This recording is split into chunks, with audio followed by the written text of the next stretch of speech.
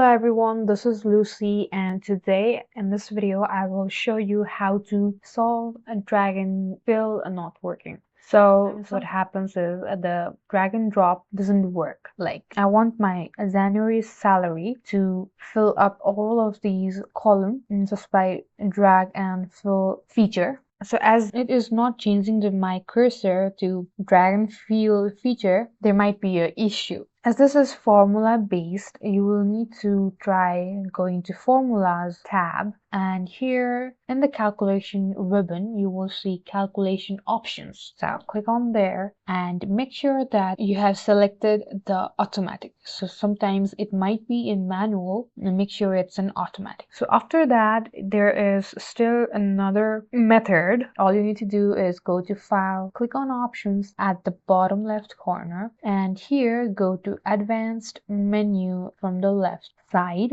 and here you'll see enable file handle and cell drag and drop. So if it's not enabled, you will need to enable it and click on OK. So after that you will see that my cursor changed, and that's all for this video. Thank you guys for watching. Like and subscribe for more videos, and I'll meet you guys in the next video.